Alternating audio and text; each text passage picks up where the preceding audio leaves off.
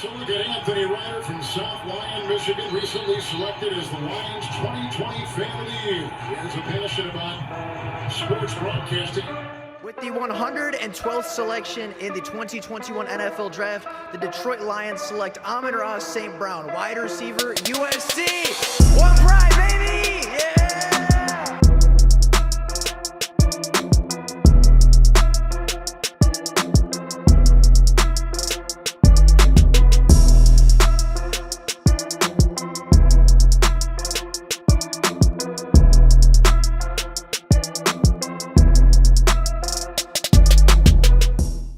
The Detroit Lions made a very surprising move on day 2 of the NFL Draft. After selecting Terrion Arnold in the first round, many people expected day 2 to be a little bit different. They expected a wide receiver, an offensive lineman, a pass rusher, or potentially trading the pick away to acquire some more draft capital for the third day of the class, as well as the remainder of day 2. However, when the 61st pick came around, the Detroit Lions were on the clock for just a few minutes before selecting Ennis Rakestraw Jr.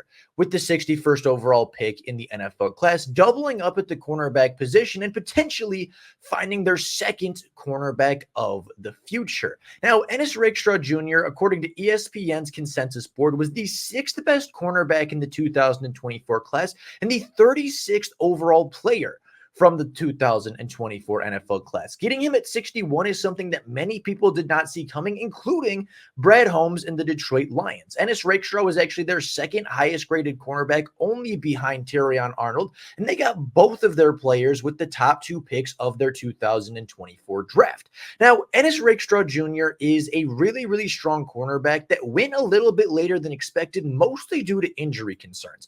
Ennis Rakestraw was not able to finish his final season in college due to a groin injury that only allowed him to play 9 games of the season last year.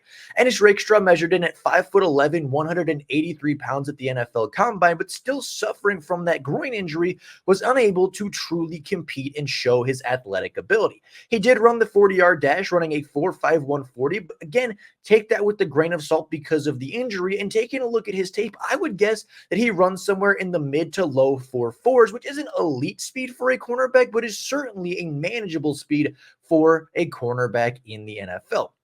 His overall RAS score came out to a 6.17, which is not a great athlete, but is not a poor athlete. But again, taking the injury into account and knowing that he didn't compete in every single drill, it is a very incomplete RAS score, and it would be really unfair to judge him solely off of that RAS score because of the injury and, of course, the incomplete grades to go along with it. Ennis Rakestraw, to me, is a really good athlete. He's not a supreme athlete. He's not going to run in the 4.3s. He's not going to jump out of the gym. He's not going to lift super heavy or be super explosive. But overall, I think he's a really good all-around athlete. I don't think there's anywhere where his athletic prowess really struggles. And I do think he is a good enough athlete to compete at the NFL level.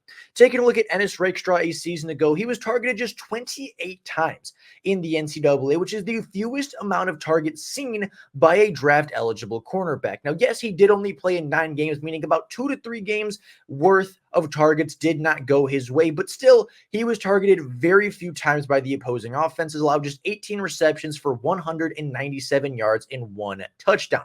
He was a lockdown cornerback on the other side of the field for the Missouri Tigers and was very rarely targeted in any game, and even when he was, the ball usually fell incomplete. Last season versus LSU was his best game by far versus his best competition. Going against the Heisman-winning Jaden Daniels, going against Malik Neighbors, going against Brian Thomas, 2 future first-round cornerbacks, as well as a first-round quarterback, Ennis Rakestraw was targeted just twice by the LSU offense. And a passing offense that led college football in passing yards, that had multiple first-round picks on it, targeted Ennis just twice. Both passes fell incomplete, as well as Ennis Rakestraw ripping the football away from Brian Thomas Jr. for a forced fumble on the season. Ennis was phenomenal in this game, had a number of tackles, had a forced fumble, did not allow a completion, was very rarely even looked at in the progressions, and I think it really showed how well Ennis Rakestraw Jr. is going to progress and is going to be at the NFL level, right? He wasn't targeted a whole lot because he was a lockdown cornerback, because he is always in position to make plays. And quite honestly, Ennis Rakestraw is a phenomenal cornerback when it comes to short area game, when it comes to screen passes. You better not throw a screen pass versus Ennis Rakestraw, because there's a good chance that it gets picked, if not a huge tackle for loss or a massive incompletion. Ennis Rakestraw fits the Detroit Lions to a T when it comes to cornerback prospects that they like. He is a physical cornerback. He's big enough to be physical at the line. He's big enough to be press man corner, and he's big enough to knock wide receivers off their routes pretty consistently in the SEC. His instincts are really, really strong. His ability to break on footballs, especially screen passes or swing passes or anything going to the running back in the flats behind the line of scrimmage, is pretty much territory for Ennis Rakestraw to go and kill the wide receiver. He breaks on the passes really quick. There are so many screen passes you watch where he either picks it off or he just blows up the screen pass, runs right through the blocking wide receiver to make a play. And almost every single time a screen pass is thrown, Ennis Rakestraw is the first player to the football, is the first player to make a play, and is the first guy to impact the ball carrier from the defensive side of the ball. We already talked about his press man ability. He is going to get physical with you. He is going to put hands on you. He is going to redirect your route. And he is going to feel the way through the entirety of the route. With that physicality, it really limits the ability for wide receivers to get vertical, as well as giving him a good jump on wide receivers breaking in or out, because he can feel which way they're breaking with the contact that he has. His ability to set the edge, again, much like Terrion Arnold, is phenomenal. Wide receivers do not get outside of him. Running backs on running plays do not get to the outside, do not get to the boundary. Ennis always makes the running back cut back inside, always sets the edge really, really well. And quite honestly, if he and Terrion Arnold are on the boundary, I'm not entirely sure where teams are going to run, because you're either going to run interior to Aiden Hutchinson, Aleem McNeil, and DJ Reader, or you're going to try to run outside at the cornerbacks at Ennis Rakestraw and Terrion Arnold, the two highest graded run defending cornerbacks from the NCAA a year ago. Ennis Rakestraw is exactly the type of cornerback that the Detroit Lions love. And for that reason, he was their second highest graded cornerback in the class. He was graded higher than Kool-Aid McKinstry. He was graded higher than Quinyon Mitchell. He was graded higher than any other cornerback in this class not named Terrion Arnold. And somehow, some way, the Detroit Lions turned a secondary last season comprised of Cameron Sutton, Kendall Vildor, Jerry Jacobs, and Khalil Dorsey into a cornerback room of Carlton Davis, Terrion Arnold, Ennis Rakestraw Jr., Emmanuel Mosley, and now Amik Robertson. That is a cornerback room that is going to be probably top of the NFL for many years to come. And if they are able to develop Ennis Rakestraw, if they are able to get him to where he needs to be and where he can be healthy on the boundary, a boundary duo of Ennis Rakestraw Jr. and Terrion Arnold could potentially leave the Detroit Lions with one of the best secondaries in the NFL if they develop. And I do think there's a very good chance that they will eventually develop into playmakers. On top of that, Ennis Rakestraw doesn't have to start on day one, doesn't have to jump right back in after injury, has time, has the ability to kind of play it slow, work his way into the roster, and become a big-time playmaker a couple of seasons down the road. Do I think Ennis Rakestraw is going to be an immediate impact player?